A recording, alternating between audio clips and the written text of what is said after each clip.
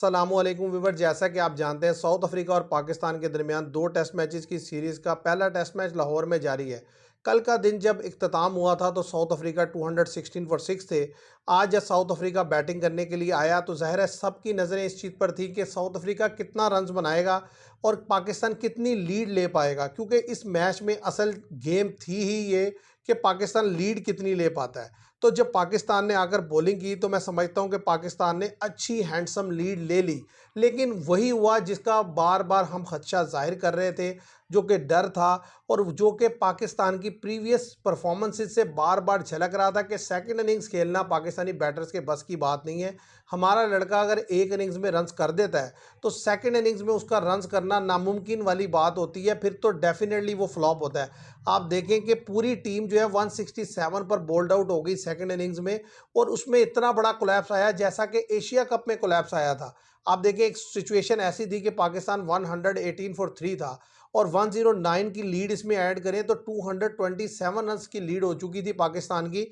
तो दबना तो south Africa को चाहिए था वहां पर, कि साउथ अफ्रीका पैनिक करता या साउथ अफ्रीका प्रेशर फील करता कि यार ऑलरेडी 227 रन बोर्ड पर लग चुके हैं और 3 विकेट्स डाउन है और पाकिस्तान की 7 विकेट्स इन हैंड है, तो ये इजीली 300 प्लस कर जाएंगे। लेकिन सिचुएशन बिल्कुल ही उससे उल्ट हुई। जैसे ही एक विकेट गिरी, पूरी पाकिस्तानी टीम 167 पर बोल्ड आउट हो गई।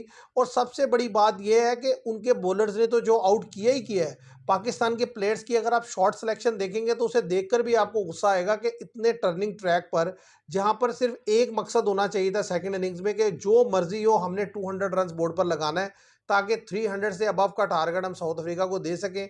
वहां पर आप साउथ शकील की शॉट सिलेक्शन देखें कि वो टी से 2 मिनट पहले या 1 ओवर पहले किस तरीके का उठाकर शॉट खेलते हुए बाउंड्री पर कैच हुए, जबकि उन्हें पता है वहां फील्डर खड़ा है। मतलब जरूरत ही नहीं कि वो छक्के की ट्राई कर रहे हैं, और हालांकि सबको पता है कि मतलब वो स्ट्रोक प्लेयर उस तरीके के हैं ही नहीं कि मतलब जो उठा उठा के सिक्स लगाएं।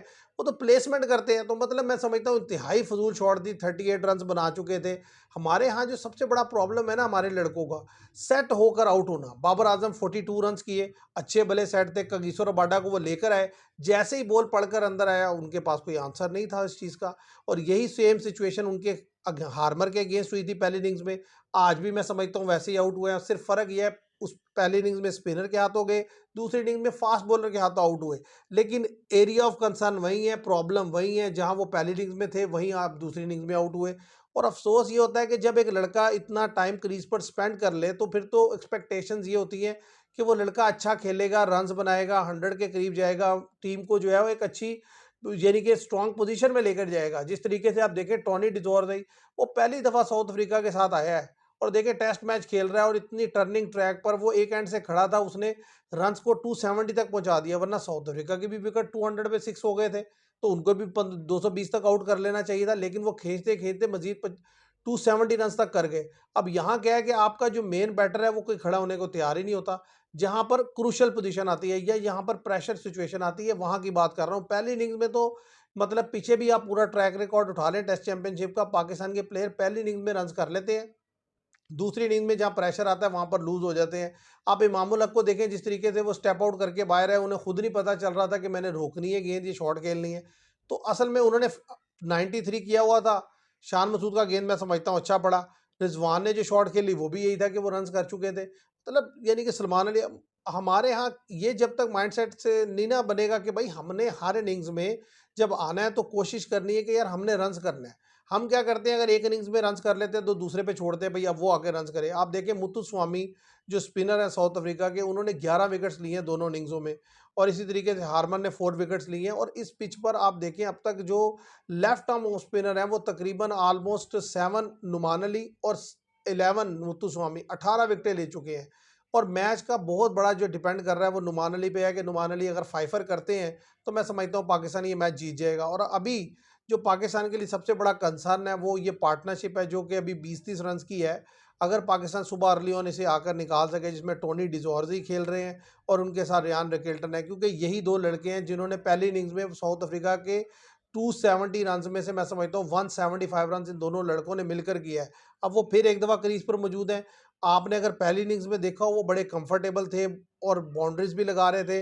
तो ऐसी सिचुएशन में अगर उन्होंने 40-50 रन की पार्टनरशिप लगा दी और 100 से ऊपर चले गए, तो फिर आप देखिएगा कि पाकिस्तान को ये नहीं समझ आएगी कि हमने फील्ड आगे लेनी है कि पीछे लेनी है।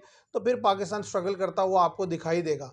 तो उस लिहाज से मैं समझता हूँ कि पाकिस्तान के लिए इंपॉर्टेंट है विकेट निकालना यहाँ पर। और एक चीज़ जो वाज़े तौर पर नज़र आई इस टेस्ट मैच में कि पाकिस्तान ने जो 2 फास्ट बॉलर खिलाए, मैं समझता हूँ वो यूज़लेस थे। एक फास्ट बॉलर भी काफ़ी था, क्योंकि काम उसका भी कोई खातिर खा नहीं है। वो भी मतलब आप मुख्तलिफ सिचुएशन में 2-4 ओवर करवाने के लिए ला सकते हैं, अदरवाइज़ उसका भी कोई काम नहीं है। और 2 फास्ट बॉलर खिला के तो मतलब वाज़े तौर पे पता चला कि आपने ज़ाया किए हैं। उनकी जगह अगर अबरार होते तो मैं समझता हूँ बेहतर था। अबरार ज़्यादा अच्छा रोल प्ले कर सकते थे, विकेट निकाल के दे सकते थे, या अबरार की जगह आप आसिफ अफरीदी को रख सकते थे, क्योंकि left arm spinner, off spinner यहाँ पर ज़्यादा विकेट ले रहे हैं। तो अगर वो भी होते और 2 नुमान अली भी होते तो पाकिस्तान का ज़्यादा चांस रहता। अभी जहाँ मैच खड़ा है वहाँ पर 51 फॉर 2 है साउथ अफ्रीका के। साउथ अफ्रीका को 226 रन बनाने हैं इस मैच को जीतने के लिए, और पाकिस्तान को 8 विकेट्स लेनी है। जिस तरह का ये पिच है, मैं नहीं समझता कि ये 226 रन बन सकता है। अगर बनेगा तो आपकी अपनी गलतियों की वजह से बनेगा, आपकी पुअर कैप्टनसी से, या आपकी फील्ड प्लेसिंग और कैचिंग के ड्रॉप होने की वजह से बनेगा। क्योंकि जहां विकेट गिरी वहीं पे सामने वाली टीम कोलैप्स होगी। क्योंकि आप देखें जिस तरीके से आप 118 से 50 रन नहीं बना सके, तो आपकी जो है वो 7 विकेट गिर गई। इसी तरीके से पहली इनिंग्स में और इसी तरीके से साउथ अफ्रीका के साथ हुआ।